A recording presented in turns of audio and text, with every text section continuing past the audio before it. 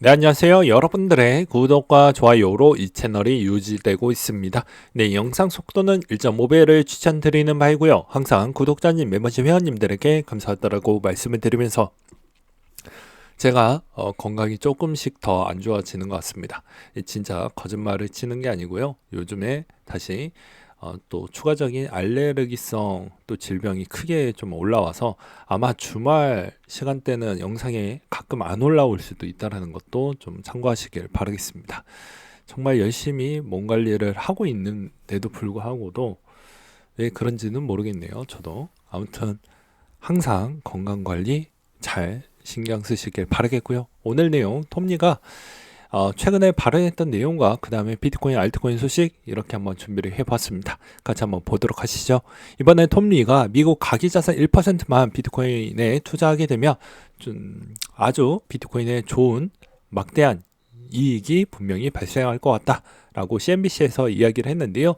그 내용을 하나하나씩 보게 되면요. 많은 투자자가 이번에 전통 금융시장을 이용을 해서 비트코인에 접근할 수 있는 기회가 제공이 됐었고, 미국에만 150조 달러 가계 순자산이 있다라고 강조를 했다라고 합니다.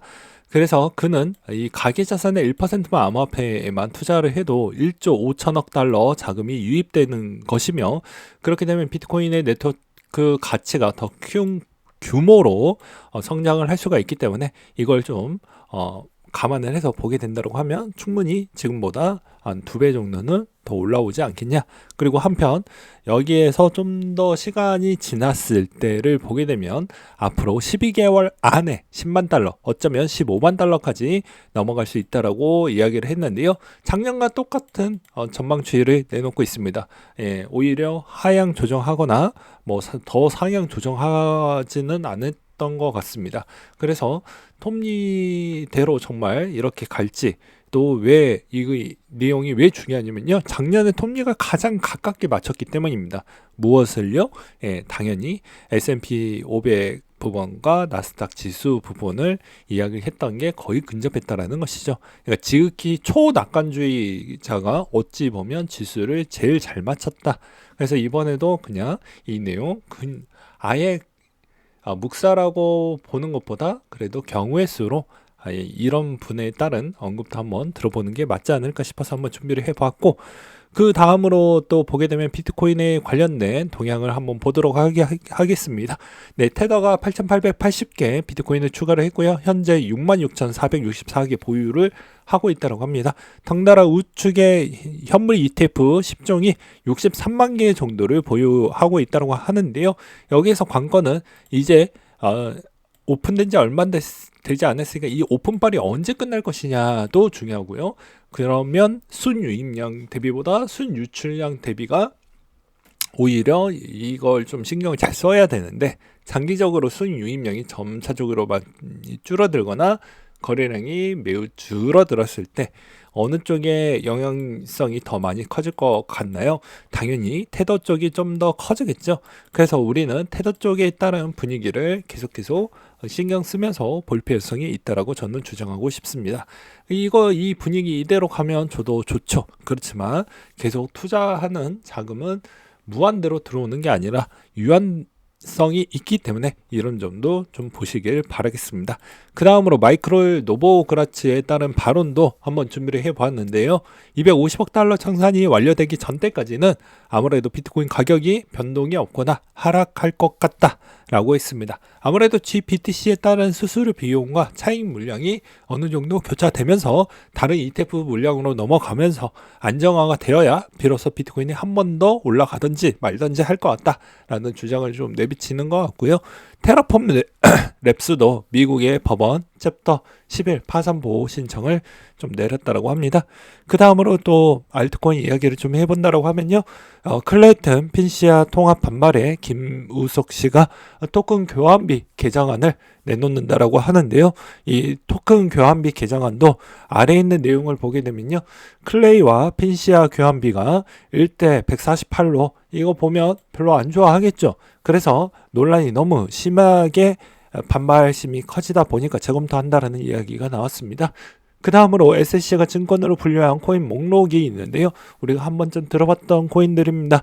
코인베이스 소송 부분에 따른 내용이 어떻게 되느냐에 따라서 해당에 있는 이 목록이 상장 폐지에 있는 가능성 과 위험도가 상당히 높아질 수 있다라는 측면도 고려를 해야 될 것 같은데, 코인베이스가 승소를 하게 되면 그런 위험 요소 없어지니까 오히려 더 상승의 기여도가 더 잘 나오지 않을까라는 생각도 해보기도 했었고요. 그 다음에 비트 파이넥스 거래들의 레버리지 포지션의 청산 움직임이 좀 있다고 합니다.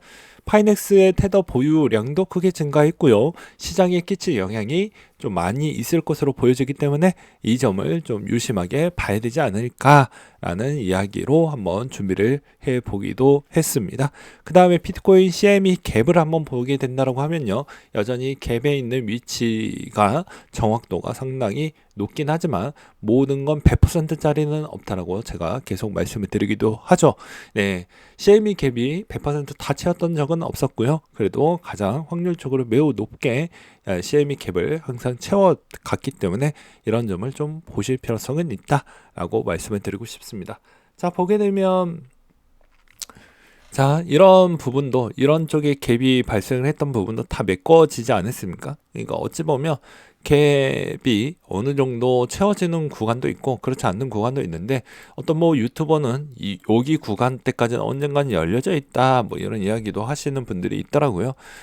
그렇게 보기에는 이미 비트코인이 현물 ETF까지 열린 마당에 이 하방을 너무 말도 안 되는 하방을 보는 것보다는 적당한 조정 범위에서, 그리고 수익률 재조정하는 범위에서 보는 게 가장 건강상, 그리고 투자할 때 또 항상 한쪽으로 치우쳐져 있는 면만 보지 마시고 객관적인 위치를 보아야 진정한 내 자산을 지킬 수 있는 중요한 안목이 키워진다라고 저는 말씀을 드리고 싶습니다.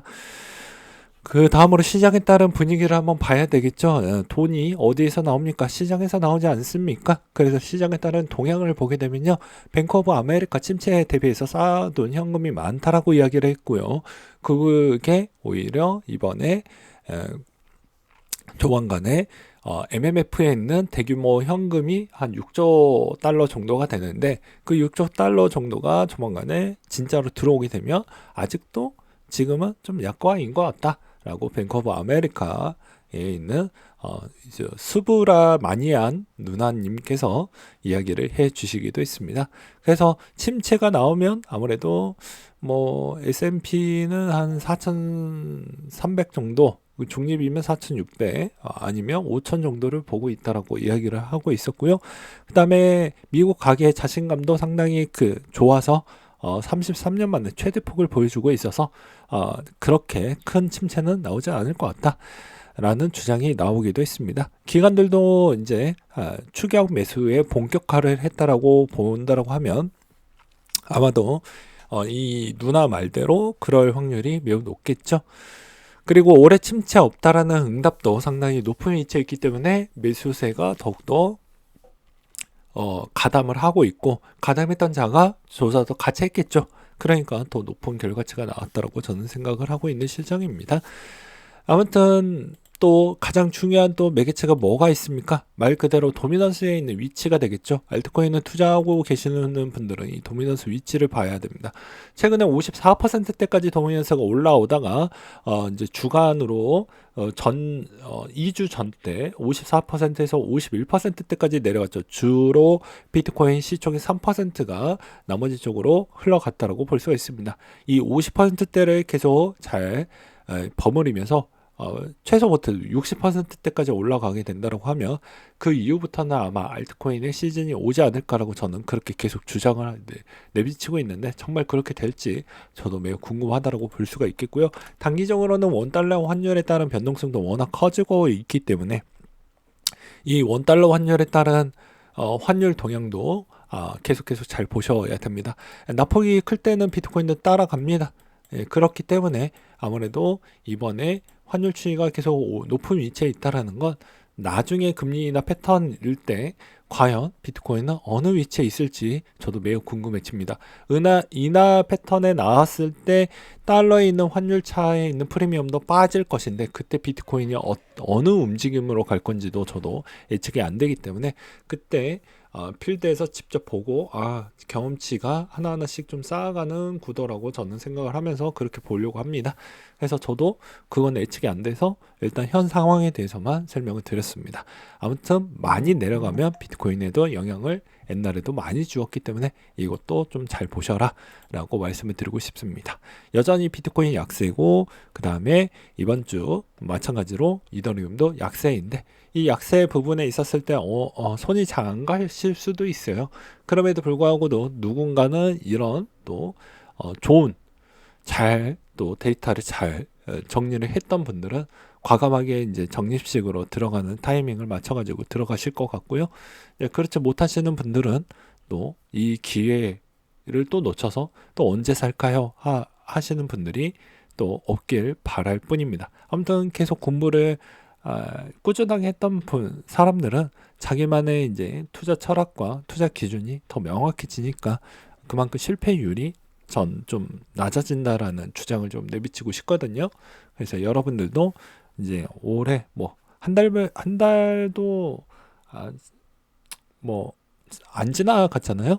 그래서 이번에 현명하게 잘 투자하시길 바라겠습니다. 그리고 항상 건강 잘 챙기시길 바라겠습니다. 네, 이상으로 마치도록 할게요.